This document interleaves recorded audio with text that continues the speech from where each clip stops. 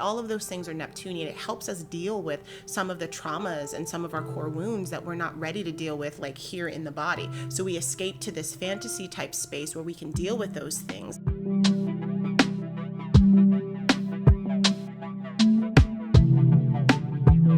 Hello everybody, and welcome to the Wild Wahine. This is Kaylani, and this is your astro forecast for this upcoming week, March 8th through the 15th.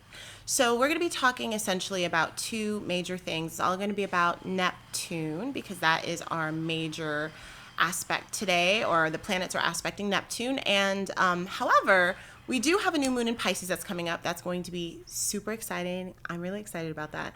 But I'm going to do a separate video on that. That'll be coming up later on in the week. So today we are going to mostly be talking about the Sun conjunct Neptune and Venus conjunct Neptune. So all things that have to do with our Neptunian planet and our Neptunian energy. And thanks for joining. I don't know how to pronounce it, but Sanaha 03.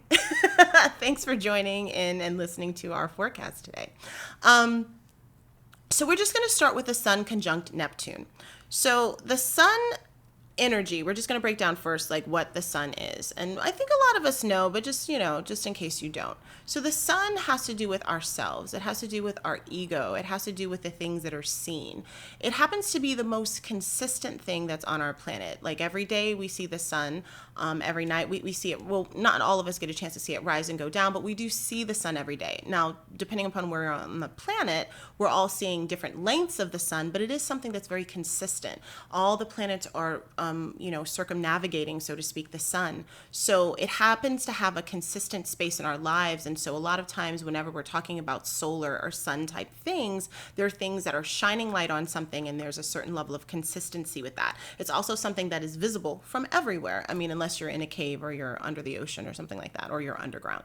So if you're outside, you can look up and you can see it. So it's something that you esteem to, and it's something that you look up to.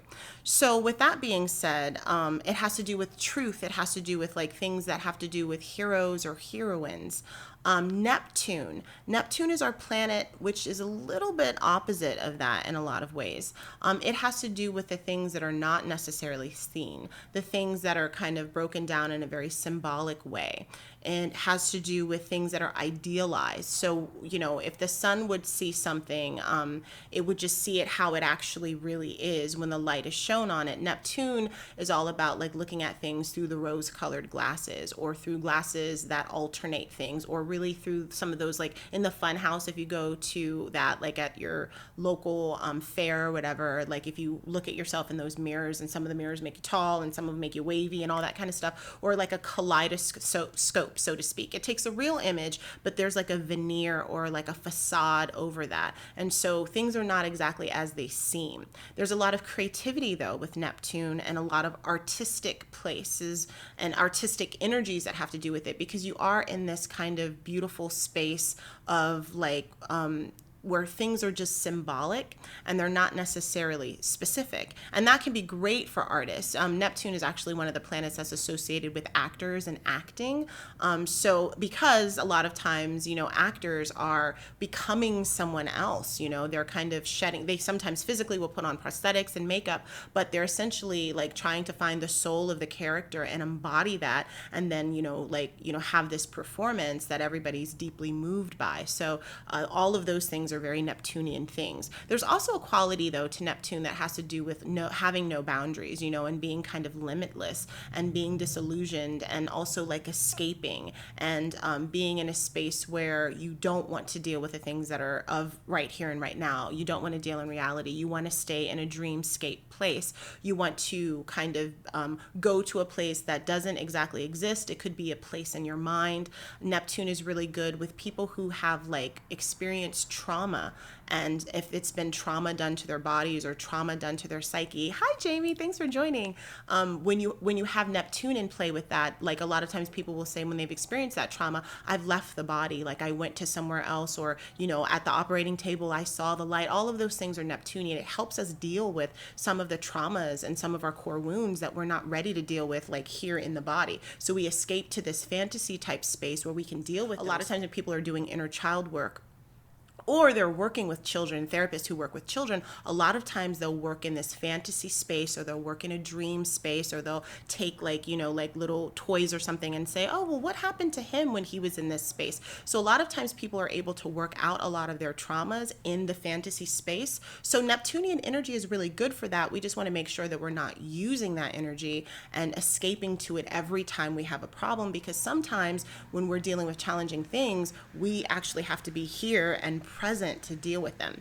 So with those two energies, there's also this kind of quality that I like to kind of explain, that it has to do with like old Hollywood. So it reminds me of like the soft focus. If you ever watch like any old movies, they would put a lens on that actually was kind of slightly out of focus, so that the glamorous Hollywood actresses would kind of, you couldn't see any impurities or anything like that, and they almost look like they had a glow around it. So Neptune has to do with like sun energy would be like seeing a beautiful lion in the safari and being like blown away and taken aback by it, because it's, you know, it's like, wow, I'm seeing like or going to the zoo and even seeing a lion. You're seeing something that's real and it's majestic. You don't see it every day. Neptune would be a unicorn. You know, none of us really have seen that, I don't think.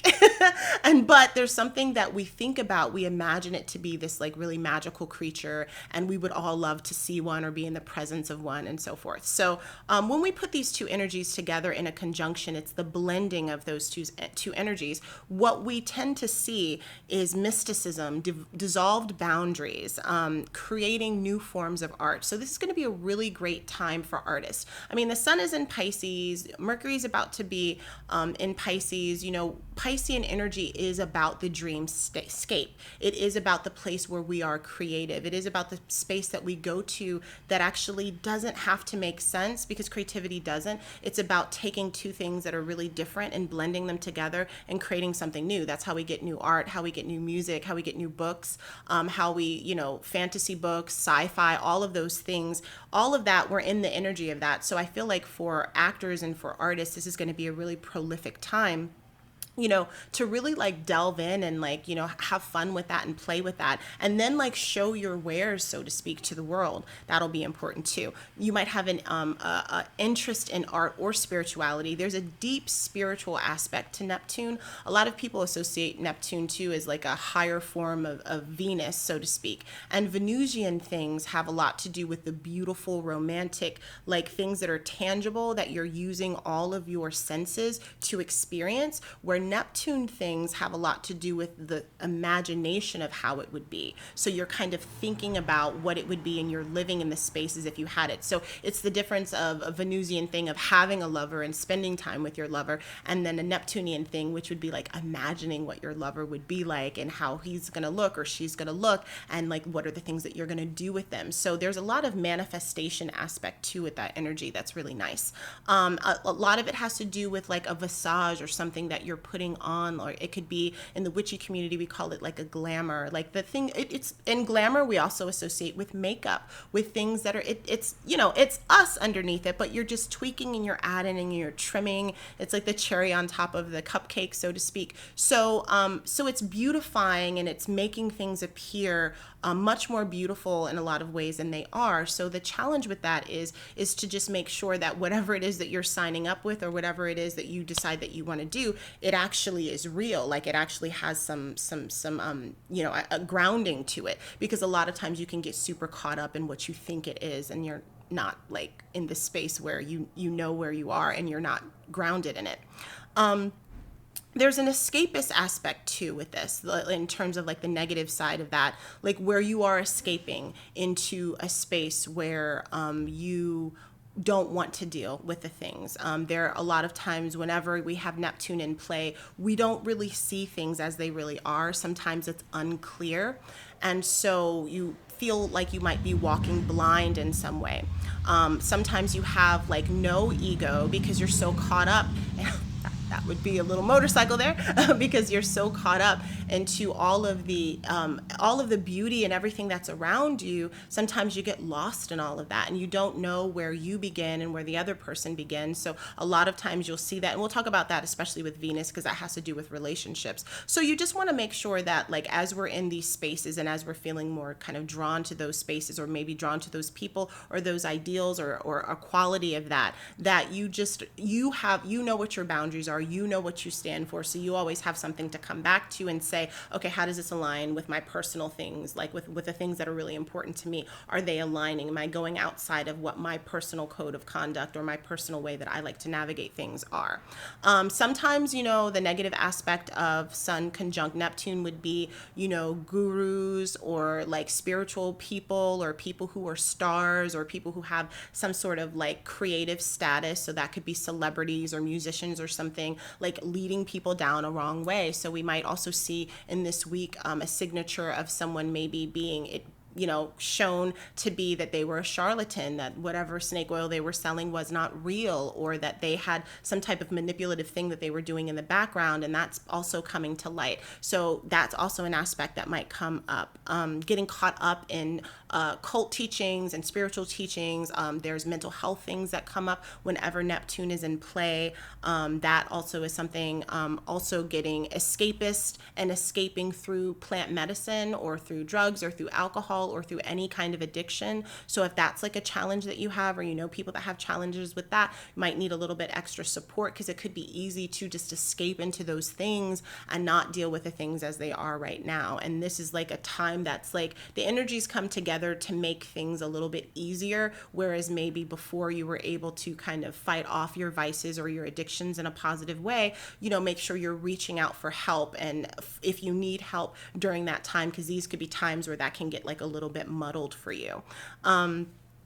So as we move to Venus conjunct Neptune, we're going to be feeling that from the 10th to the 15th, but it will be, you're going to really more than likely feel it on the 13th. So Venus conjunct Neptune. Let's talk a little bit about Venus and what Venus does. So Venus is all about desire. It's about beauty. It's about relationships. It could be love and romantic relationships. It also could be relationships that have to do with like business and partnerships. So anything where two people or two entities or two businesses are coming together to form some type of union. Venusian things or Venusian energy is all about like bringing things together for harmony so that you actually can enjoy all the nice things that Venus likes to give, which would be like money and like wealth and prosperity and just all of the like tangible things that feel good, like food and like the comforts from all of that, and pleasure and all of those kinds of things. So now we can see that when we have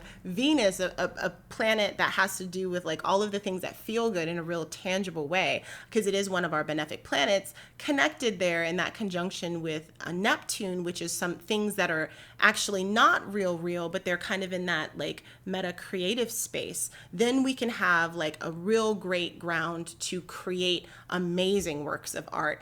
And to be inspired to do things and to also get deep healing, but also we can, or to like throw away like caution to the wind and run after what our heart desires and what it wants, and to like pursue our dreams. And especially if you have artistic or creative dreams, I think you're really going to be feeling that right now. Like, I just want to run away and like I've always wanted to do X, Y, and Z, and I just want to run away and do that. And we can feel that too, because a lot of us, because of the pandemic, we've been kind of in this controlled space and things are starting to open up now. So now like the mind and the juices are working, and it's just thinking about like, these are the things I want to do. I want to go to this concert. I want to do this. I want to do that. I missed out for a year, I have all these ideas. So all of that is happening alongside with the kind of other aspect of that, which could be getting completely lost and overdoing it way too much and putting yourself way too out there for things that are not real, and then having like a bunch of heartbreak kind of in the end. So those are two things that we want to kind of sort of talk about. So in the positive sense, I like to think of like Neptunian things as like visual beauty when we have like the Venus and Neptune together. It's about your creative hobbies. It's about a musician. So this will be a really beautiful activation for people who have anything to do with music. Because already we know that like a lot of people that have Venus signatures or strong Venus signatures, they tend to be musicians, Sade, Prince. Like it's just people who like kind of have done music that everybody loves or everybody is deeply connected to. And so when we have that, like like conjunct Neptune in this kind of dream space, it's just like highly creative times and coming up with things and being, or even just like writing beautiful music from the heart, either because you're so in love or because you've had massive heartbreak, you know, like either one, you know, like allowing that to just like come forward. Romantic idealism, falling in love with like the imagined person, or like if you had in your head like the person that you want, finding them, or even putting on an everyday person like what your fantasy or imagination was, and then kind of falling for them for that. So a lot of people do that. Connecting to art and music, just has a lot to do with like storytelling and myths, and anything that has to do with like alternative worlds or alternative realities or anything like that, like being more connected to that. It could be like bodice rippers and romance novels and Bridgerton and like, you know, all that kind of fun stuff. Getting caught up in that, like I binge watched this love story, or I watched all of that, all of those kinds of things.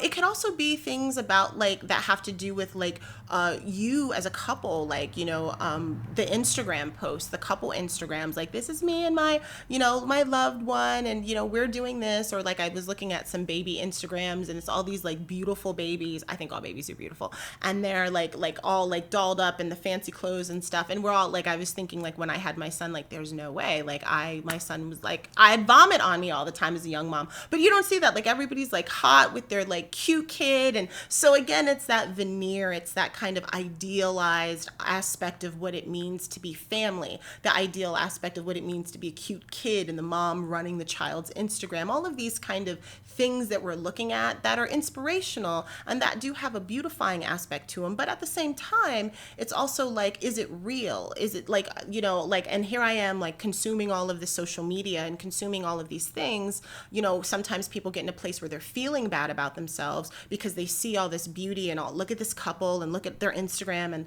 look at this baby and look at their Instagram or whatever, or look at this cat, or, you know, so-and-so has a goat. I mean, I love goats, and like, oh my God, I want a goat. Like, you know, just we're looking and we're consuming all of these beautiful images, and this is how people are portraying their life to be, but that's actually not their life. You know, we know that that's not their life. We know that celebs and other people that have these like, you know, kind of picture perfect Instagrams and social media posts, that's not actually what it is. So, you know, on the negative end of that, when it comes to Venusian things, and the negative aspect of Venus is that it's excess. It's about having too much. It's about eating like way too much, which reminds me of like I had a tabby. His name was Simba.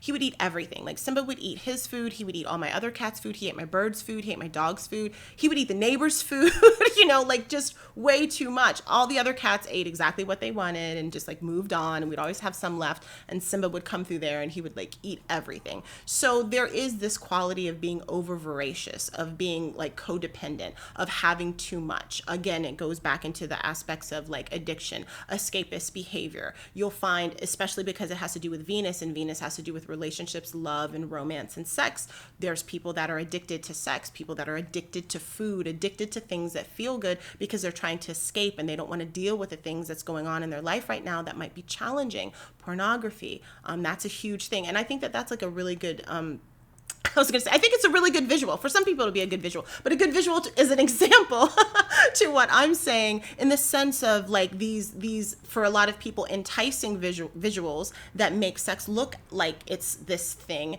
and the bodies look like this and they move like this. But then there's like the reality of how you're doing and what you're doing with your partner, and the comparison of the back and forth, and the frustration that you feel that what you have going on in your bedroom does not look like a perfectly lit people who work out like, you know, 7 times a week, and you know, that thing. And that constant comparison between the two can be very disastrous for people and their relationships. And we have just seen so many people talk about how they're struggling with things like porn addiction. And to me, that reminds me or sex addiction, that reminds me so much of Venus conjunct you know, Neptune in that kind of negative aspect. There's a movie called Shame, actually, by Alexander McQueen. It's kind of like well, it's not really an indie film, but it was like his second film that came out that talked about it essentially followed a man who had a sex addiction, and just you could just see this voraciousness of him trying to connect. When he found somebody that he really liked at work, he couldn't connect with because he kept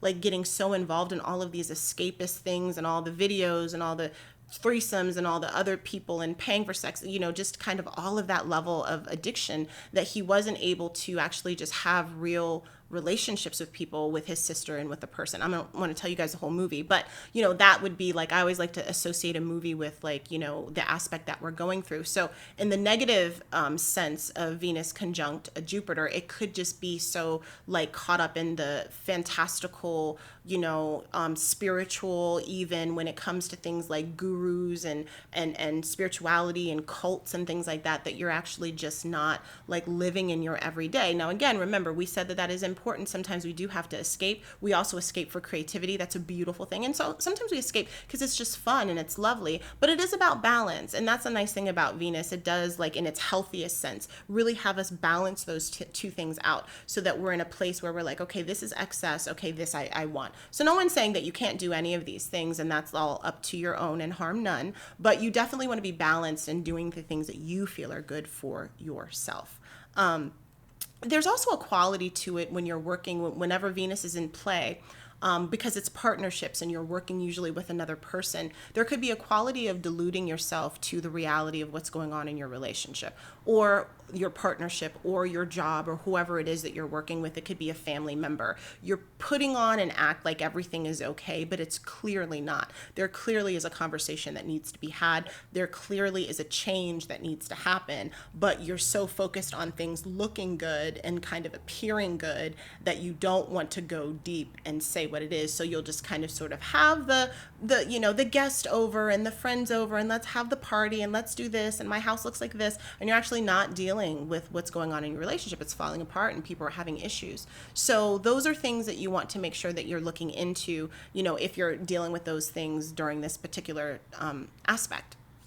I want to close out talking a little bit about Mercury in Aquarius, which Mercury is still in Aquarius right now. Mars has moved into Gemini. We talked about that last week, and I just wanted to like put a little more plug in there for you guys, because there's a lot of like mercurial activation right now, and you probably have felt that, especially in your communicating. I know I have, and also in your just get up and go and doing things and organizing and kind of sort of getting your shit done. If you felt that energy for that, you're going to continue to feel that. However, on the 15th, Mercury moves into Pisces. So that's going to have a shift of energy. So if you have been on that kind of a little bit of an energy high, which could also feel like an anxiety high for some people, because some people, a lot of energy becomes overwhelming very quick. So make sure you're taking breaks. But if you're just like, okay, I want to get stuff done, you're going to have this energy of, getting things done, getting things organized, putting things together, making your calls, sending your emails, doing your business, all of that mercurial stuff, organizing, taking a class,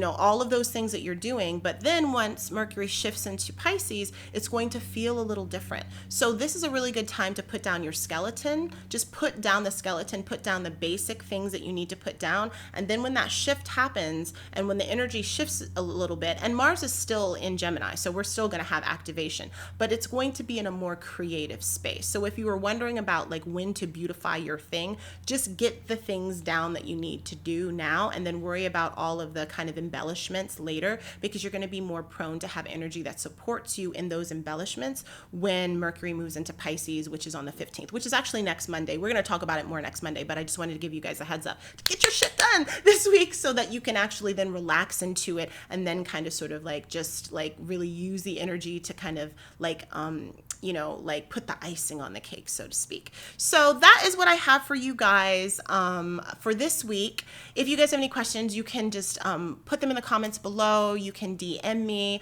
I always do my Astro Chat every Monday. And again, as I said at the top of the video, I will be having a new moon in Pisces, which is going to feel fantastic, which is this Saturday. I'll have a video up about that later on this week that you can watch. If you are interested in having a natal chart reading or getting a tarot reading or anything like that, you can find me at www.thewildwahine.as.me. You can also go in the link in the bio on my Instagram. I am on YouTube. I am on Instagram. I'm on Facebook, and I am also on Twitter. So thank you guys so much for joining me. For everyone who joined today, Duggergen, I can't pronounce it, but thank you for for joining. And like I said, if you guys have any questions, let me know. And good luck in working with the energy this week. We're going to have like, kind of like a, more muted energy this week. And then things are going to start cooking again at the end of the month. So enjoy this time where things are a little bit more quiet and they're a little bit more dreamy, because definitely they're going to be more active later in the week, and especially in April. All right. See you guys later. Aloha.